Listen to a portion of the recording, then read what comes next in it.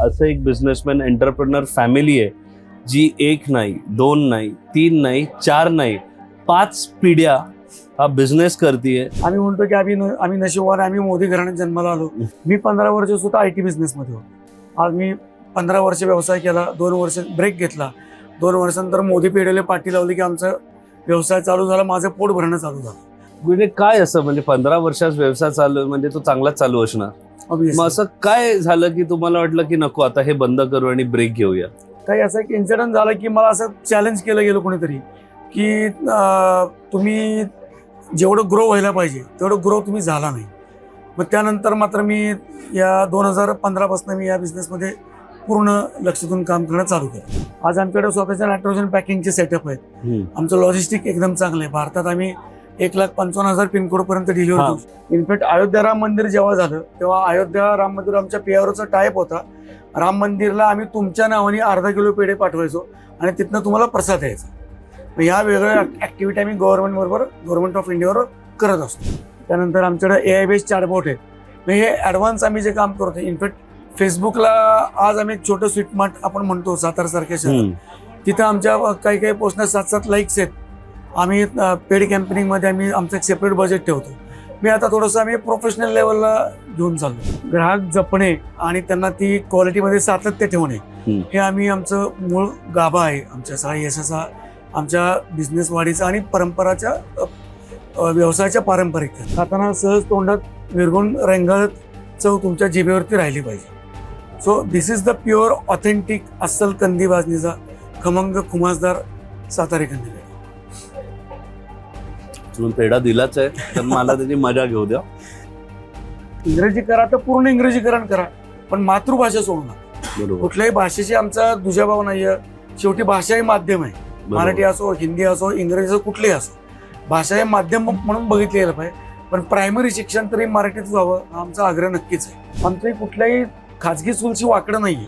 आमचं म्हणणं एकच आहे की तुम्ही अननेसेसरी स्टेटस, अननेसेसरी बिल्डिंग, शाळेची इमारत बघून घालण्यापेक्षा जर आपण एक भाजी बघून घेतो, 15 रुपयाचा पालक घ्यायचा आहे, आपण तो भाजी चांगली का फ्रेश आहे, तर पालकांनी मुलांना शाळेत घालण्याआधी त्या शाळेचं बेसिकली ऑडिट करा. काही गोष्टी होत्या की ज्या तुम्ही अशा फॉलो केल्या की ह्या गोष्टी झाल्याच पाहिजेत. CSR या ह्याच्यामध्ये कसं मोदी नारायण पेढे आणि तुमची संस्था काय काम करते? मराठी मूड हा मूड नसून माझ्या मते फिलिंग आहे. आणि प्रत्येकाने मराठी मूड याचं यूट्यूबला सबस्क्राईब करा, त्याचा आनंद घ्या.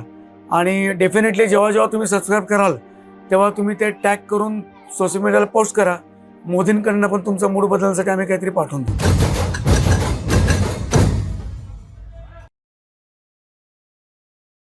कोण म्हणतं मराठी माणूस बिझनेस करत नाही? कोण म्हणतं मराठी माणसाला धंदा करायला येत नाही, जमत नाही? आज आपण साहित्य संमेलनाला इकडे साताऱ्याला आलोय आणि आपल्या बरोबर असं एक बिझनेसमॅन एंटरप्रेनर फॅमिली आहे जी एक नाही, दोन नाही, तीन नाही, चार नाही, 5 पिढ्या हा बिझनेस करतीये. हा बिझनेस नुसता महाराष्ट्रापुरता नाही, भारतापुरता नाही, तर ग्लोबल लेवलवरही करतीये. आज त्यांना भेटूनच माझ्या अंगात एक वेगळा उत्साह आलाय. कारण असे व्यक्तिमत्व महाराष्ट्रात खूप जास्त नाही आहेत, पण जे आहेत ते खूप धडाकेबाज आहेत. आपल्या साहित्य संमेलनाच्या पॉडकास्टमध्ये आपण प्रत्येक गेस्टचं शेवटी जे तोंड गोड करतो आणि साताऱ्याचे वर्ल्ड फेमस कंदी पेढे, मोदी पेढे ज्यांना देतो, असेच आपल्या बरोबर प्रशांत मोदीजी आहेत. तर सर, मराठी मूडमध्ये तुमचं खूप खूप स्वागत आहे. सर्वात पहिला तर कसा आहे तुमचा मूड? आमचा मूड कायम गोडच असतो, कारण आम्हाला लोकांना एक समतोल गोडवा चाखायला द्यायचा असतो.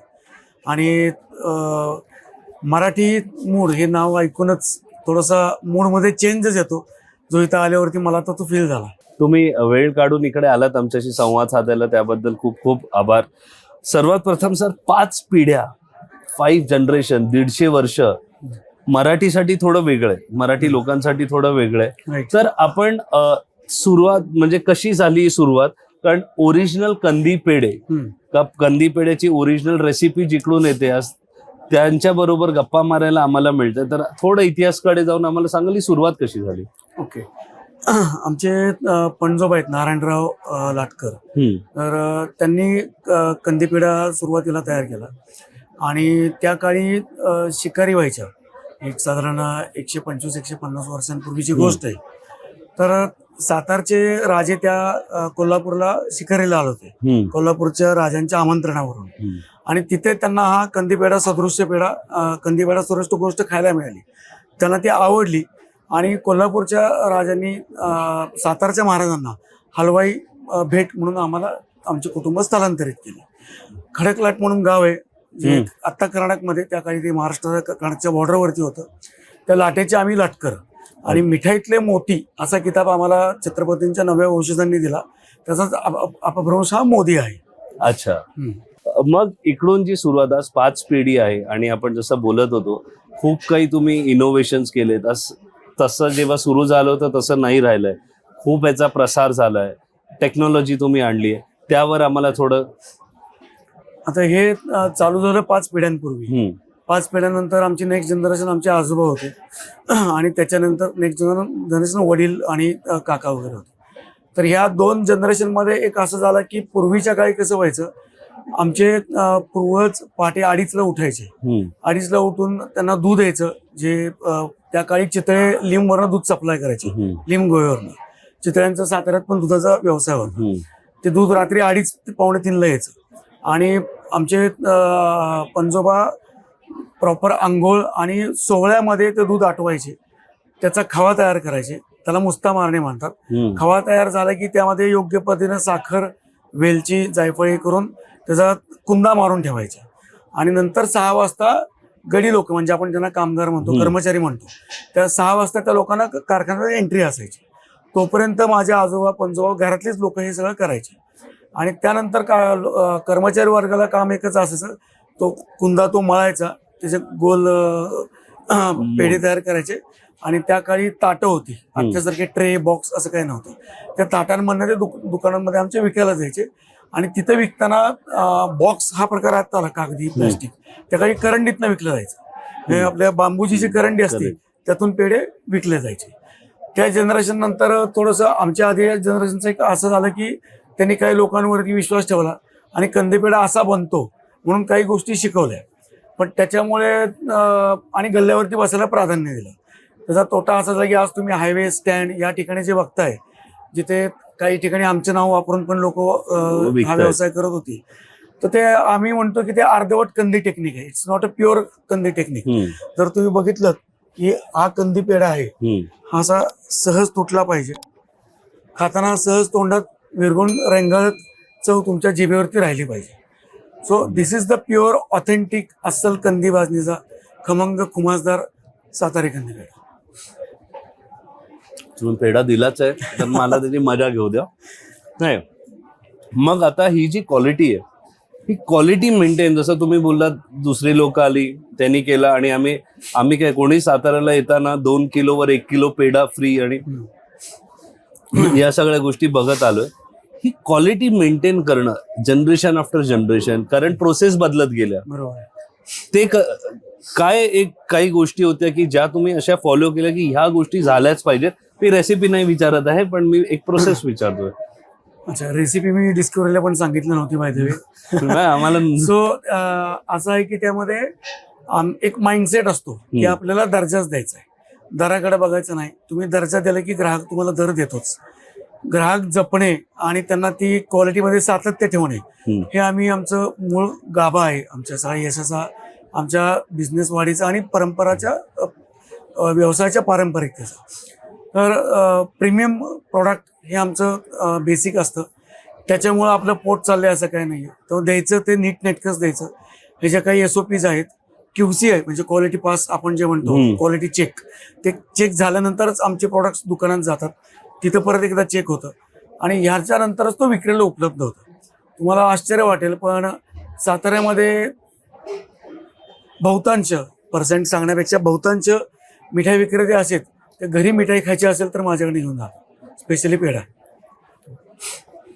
आणि याच्यात आम्ही R&D आहे. मी स्वतः R&D मध्ये बऱ्यापैकी काम केलेलं आहे. आमच्या पिढीमध्ये मसाला स्क्वेअर बाईट, रातराणी बर्फी, लोटस बर्फी ही माझ्या पिढीची इनोव्हेशन आहेत आणि आमची पुढची जनरेशन ही पण R&D मध्ये थोडं इंटरेस्ट घेऊन काम करते आणि त्याप्रमाणे आमचं काम चालू आहे.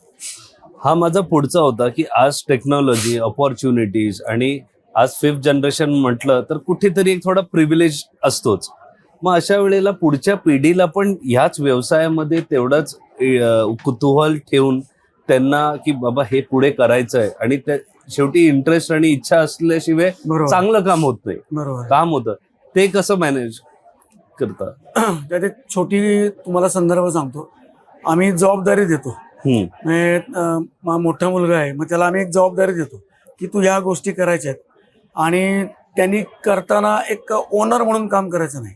त्यांना कर्मचारी लोकांबरोबर बसायचं, त्यांच्याबरोबर वावरायचं, त्यांच्या काही गोष्टी समजून घ्यायच्या, खाचाखोचा समजून घ्यायच्या, चुकलं तर चुकलं असं हे छोटं नुकसान फार काही नाही, हे शिकवून जातं. मग हा माइंडसेट आम्ही त्यांच्यात तयार करायला घेतो, जो आमच्यात पण पूर्वी केलेला आहे. मी 15 वर्ष सुद्धा IT बिझनेसमध्ये होतो आणि त्यानंतर असं मला वाटलं की आपण आता थांबवावं. आज तुम्ही बघाल एक उद्योग उभा करायचा म्हणलं तर एक चॅलेंज आहे आजच्या काळात. काय करावं इथून सुरुवात असते. आम्ही म्हणतो की आम्ही नशिबवान, आम्ही मोदी घराण्यात जन्माला आलो.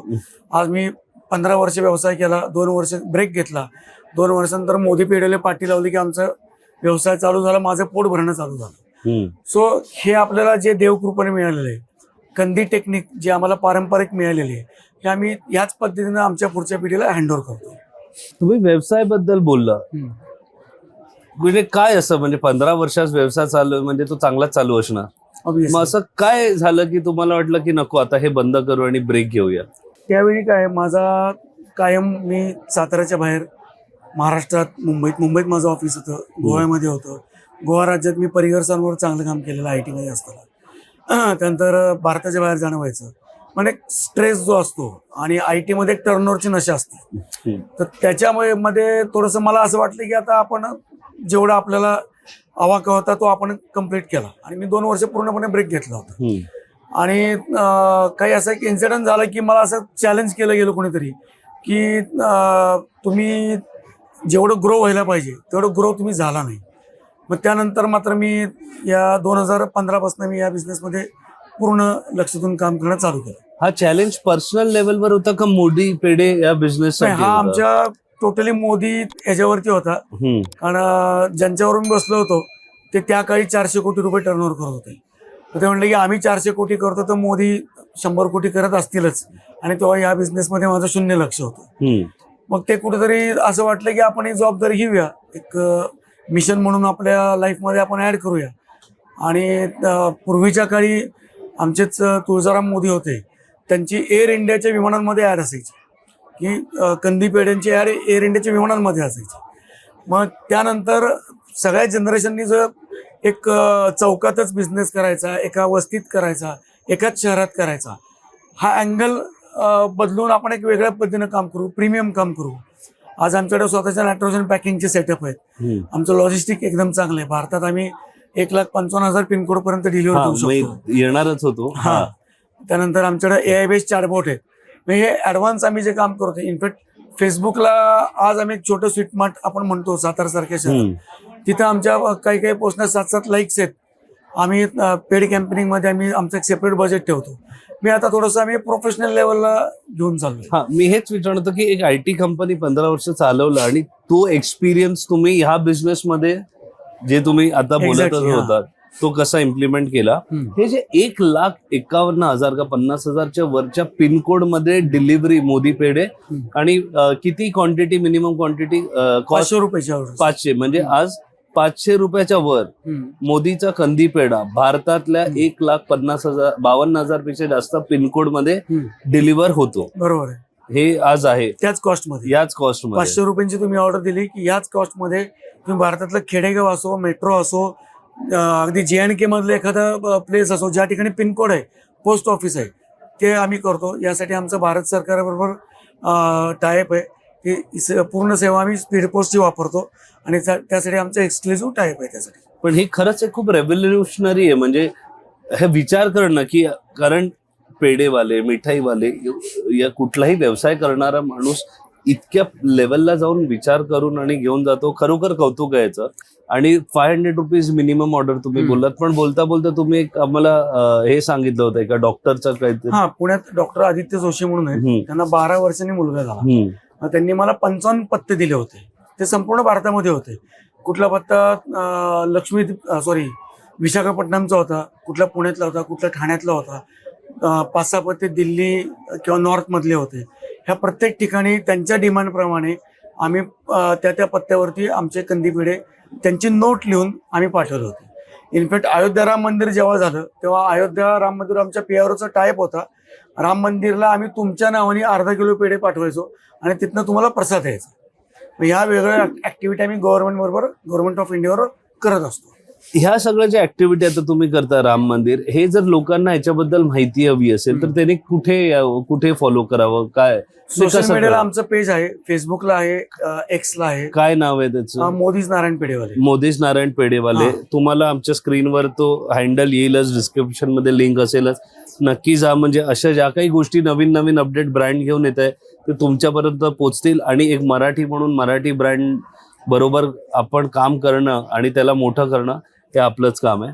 सर मला 400 कोटीची फिगर दिसली, ती फक्त पैशाची नाही. नाहीये. त्यासाठी मला एक काहीतरी चॅलेंज झालंय आणि त्या चॅलेंजमध्ये मी नुसतं मिशन घेऊन उपयोग नाही, मला विजन पण आलं विजन पाहिजे. पण हवंय. मग त्याचे SOP आलेत. मग ते जर मला त्या ठिकाणी मला पोचायचं असेल तर मला ज्या गोष्टी इम्प्लिमेंट करायच्या त्या ह्याच पूर्ण होऊ शकतात. मग आता तुम्ही कारण 400 कोटी म्हटल्यावर ही खूप मोठा स्केलचा बिझनेस झाला. राईट. मग ह्याला टॅलेंट कसं शोधता? एक्सपिरियन्स प्रोफेशनल कसे आणता? हे स्ट्रक्चर तुम्ही कसं तयार करताय? ह्यासाठी आम्ही ट्रेडिशनल टेक्निकच आम्ही वास्तवात आणतो. कारण जी आता तुम्ही चव घेतली, जे मे बी तुमच्या जिभेवरती अजून रेंगाळत असेल, आहेच. तर ही चव ऍक्च्युली मुळापर्यंत पोचावी भारतात, हा आमचा पहिला टार्गेट आहे. ह्याच्यामध्ये एक्सपर्टाईज आम्ही केलं तर आमचं कंदी टेक्निक. मग कंदी टेक्निकचीच मिठाई बनवायची, जसं रात्राने मी तुम्हाला सांगितलं. आणि त्याच्यामध्ये मग एक्सपान्शन करायचं. जर मला व्यवसाय वाढवायचा तर मला बॅकग्राऊंड वाढवलं पाहिजे, माझी प्रोडक्शन लेवल वाढवली पाहिजे, त्याची मॅन पॉवर आली पाहिजे, तसे टॅलेंट असणारे लोक आली पाहिजे, टॅलेंट ॲक्विजिशन आपण म्हणतो. करेक्ट. त्यानंतर मग सेल्स आलं, मार्केटिंग आलं, ब्रँडिंग आलं. आज माझ्याकडे प्रत्येक बॉक्सचं सेपरेट पॅकेजिंग आहे. अशी माझी 81 प्रॉडक्ट आहेत की माझ्या प्रत्येक प्रॉडक्टला सेपरेट बॉक्स आहे. ह्या प्रत्येकाचं शेल्फ लाईफ माझं 45 to 90 days आहे. तर माझा प्रॉडक्ट जरी 15 दिवस ट्रॅव्हलिंगमध्ये राहिलं तरी ते खराब होत नाही. प्रॉडक्टचा पदार्थ, त्याचा चव, रंग आणि पोत हे आहे तसं तुमच्या हातामध्ये पोचेपर्यंत राहतं. आणि तुमच्या हातामध्ये जोपर्यंत तुमची ऑर्डर पोचत नाही तोपर्यंत ती जबाबदारी 100% माझी आणि माझीच असते. म्हणजे खूपच ऐकून बरं वाटलं, एंटरप्राइझिंग वाटलं. आणि एक मराठी माणूस नुसता व्यवसाय नाही करत आहे, एवढी मोठी विजन घेऊन तो करतोय, एक्झिक्यूट करतोय. पण आपण आज साहित्य संमेलनात आलोय, तर थोडं संमेलनाविषयी आणि पुस्तकांविषयी, तर हे सगळं ह्या प्रवासात काही अशी पुस्तकं आहेत का ज्यांनी तुम्हाला साथ की, कारण पुस्तक आहे ते मोटिवेट करतात, नॉलेज देतात, सगळंच देतात, तर काही अशी पुस्तकं का त्याचा काही तुमच्यावर प्रभाव पडला? ऍक्च्युली वाचनाची आवड पहिल्यापासूनच आहे. मी साळुंकेंचा विद्यार्थीच आहे. नशिबाने ती आमचे गुरु आहेत. त्यांच्या घरी पण आम्ही अजून येत जात असतो. पुस्तक वाचनाची आवड आहे. लहानपणीची पुस्तकं आवडायची. अगदी जुने 1985 चांदोबा पण आम्ही जपून ठेवलेत आजपर्यंत. त्यानंतर कादंबऱ्या आल्या, जसं रणजित देसाई, नंतर विश्वास पाटलांची झाडाझडतीची साताऱ्याच वरच्या पाटण विभागावरती ती आहे, मान पाटण या सगळ्या याच्यावरती आहे. त्यामुळे ते आम्ही अगदी त्याची पारायणं केली त्या कादंबऱ्यांची. त्यानंतर व्यवसायात आलो. व्यवसाय संदर्भातली पुस्तकं वाचण्यात आली, जशी success of top 7 influencing peoples या टाईपची पुस्तकं आली. नॉट ओनली ब्रेड बटर हे एक पुस्तक चांगलं आहे. मग ती पुस्तकं वाचण्यात आली. मग त्याची हॅबिट्स लागली आणि पुस्तकांमुळे आपली कल्पनाशक्ती वाढते. मागच्या वर्षी दिल्लीच्या संमेलनाला मी स्वतः गेलो होतो आवर्जून. पुण्यातल्या संमेलनात होतो, ग्रंथ प्रदर्शनाला असतोच. साताऱ्यात पण दरवर्षी ग्रंथ प्रदर्शन होतं. आणि याचीच सवय मुंबईमध्ये मी 1-2 वर्ष जेव्हा होतो शिकायला, तेव्हा ब्रिटिश लायब्ररीचा मेंबर होतो दादरच्या. आणि ही हॅबिट्स आम्ही पुढच्या पिढीला पण आहेत. कल्पनाशक्ती वाढते आणि त्यातनं फक्त व्यवसाय नाही, तुमचं ॲक्च्युली पूर्ण व्यक्तिमत्वच त्याच्यानंतर सुधारतं, नक्कीच सुधारतं. म्हणजे एवढा मोठा व्यवसाय सांभाळून पुस्तकांसाठी तुम्हाला तो वेळ तुम्ही काढू शकता. एवढंच आहे की पुस्तक वाचण्यासाठी वेळ नाही लागत, फक्त इच्छा लागते. ती असेल तर तुम्ही पुस्तक, आणि जसं सर म्हणाले की एक वाचन खूप काही घडवू शकतं तुमच्यामध्ये. जाता जाता सर आपल्या युजर्ससाठी 1-2 कुठली पुस्तकं तुम्हाला, जर त्यांना तुम्ही एवढी नावं घेतली पण एक की वाचली पाहिजे, नवीन जे आता जनरेशन आहे, झेंझड किंवा हे आहे, माझ्या मते त्यांनी अजूनही जुनी पुस्तकं वाचावी. रणजित देसाईंचं माझा गाव आहे. आमच्या कॉलेजच्या काळात आम्ही सुहास शिरवाळकरांचे फॅन होतो. एकदा त्यांच्या कार्यक्रमाला आम्ही एसटीनं पकडून चालत जाऊन तो कार्यक्रम बघितला होता. सुहास शिरवाळकरांची पुस्तकं अजूनही वाचनी आहेत, जसं वेशी पलीकडे किंवा दुनियादारी तर लोकांना माहितीच आहे. त्या काळाचा त्यांचा फिरोज किंवा ही जी पात्र होती ती पुस्तकं वाचावीत. विश्वास पाटलांची पुस्तकं चांगली, ताराबाई बोळकरांची पुस्तकं चांगली. या जनरेशननं पुस्तक नक्की वाचावीत. आमच्या सातारच्या क्रांतिसिंह नाना पाटलांचं पुस्तक फार चांगले, क्रांतिसिंह म्हणून. म्हणजे 40 फुटी भिंत उडी मारून गेले होते. साताऱ्यात सरकार त्यांनी स्थापन केलं होतं. अशी लोकांनी पुस्तक बाबासाहेब आंबेडकर वाचनी आहेत, नक्कीच वाचनी आहेत. ही पुस्तकं या जनरेशनना वाचावीत, प्रत्येकानं वाचावीत. तुम्ही खूप छान छान पुस्तकं सांगितलीत आणि पुस्तकं खरंच आपलं ही जी नावं तुम्ही घेतलीत ह्यांनी तो पाया रचलाय, तर तो तर वाचला पाहिजेच. सर, एवढा मोठा व्यवसाय, एवढ्या मोठ्या स्केलवर काम करताय, CSR आणि सोशल वर्क या ह्याच्यामध्ये कसं मोदी नारायण पेढे आणि तुमची संस्था काय काम करते? ऍक्च्युली याच्यामध्ये आता माझे पूर्वज तर नगरपालिकेमध्ये नगरसेवक होते आणि थोडा एक सोशल कॉज किंवा एक जबाबदार नागरिक, सजग नागरिक आपण म्हणतो, यातनं आम्ही काही गोष्टी करतो. ह्याच्यामध्ये स्थानिक प्रश्न मांडणे किंवा पॅरेंटिंग, मुलांना पारंपरिक खेळ असतील, मुलांना एक संस्कार असतील, ह्याच्यासाठी आम्ही चांगलं काम करतो. यामध्ये माझा स्वतःचा मुलगा, असं म्हणतात ना की दुसऱ्याच्या घरी शिवाजी जन्मावा, असं नको. तर जेव्हा आम्हाला कळलं की खाजगी शाळांचा मुलांना चांगलं इंग्रजी शिक्षण देण्याचा दर्जाच नाहीये किंवा तेवढं अप टू द मार्क होत नाहीये, तेव्हा आम्ही ठरवलं की आपली स्वतःचीच मुलं झेडपीच्या शाळांमध्ये घालायची. माझा मुलगा 8 वर्षानंतर जो CBSE स्कूलला होता तो जिल्हा परिषदच्या शाळेत आहे, ज्या शाळेमध्ये डॉक्टर बाबासाहेब आंबेडकर शिकले, ज्या शाळेमधून आत्तापर्यंत भारताला 5 पद्मविभूषण पुरस्काराचे विद्यार्थी मिळाले. बाबासाहेब आंबेडकर तर भारतरत्न होते. अशी शाळा आमच्याकडून चुकून दुर्लक्षित गेली होती, न कळत गेली होती इंग्रजीच्या फॅडमुळं. आज देवेंद्र फडणवीस पण सभेमध्ये म्हणले, माननीय विश्वास पाटील पण सभेमध्ये म्हणले की प्रथम आपण प्राधान्य दिलं पाहिजे मातृभाषेला, मराठीला. मग आम्ही आमच्या मुलांना झेडपीच्या शाळेत घातलं. झेडपीच्या शाळेला आम्ही मोटिवेट केलं. माननीय खासदार श्रीमंत छत्रपती उदयनराजे भोसले यांनी त्यासाठी आम्हाला पाठबळ दिलं. त्यांनी सक्त सूचना दिल्या की शैक्षणिक दर्जासाठी यांचे पालकांची आम्हाला कुठलीही कंप्लेंट नको आहे. आणि मी अभिमानानं सांगतो, आमची साताऱ्यातल्या मराठी शाळांमध्ये जो स्कॉलरशिपचा टक्का आहे, जर आपण म्हणतो की एक शाळा चांगली आहे, तर तुम्ही मुलांना शाळेत घालण्याआधी त्या शाळेमधून समजा 2000 एखाद्या प्रायव्हेट स्कूलची स्ट्रेंथ आहे, तर तुम्ही बघा की किती मुलं स्कॉलर मिळाले.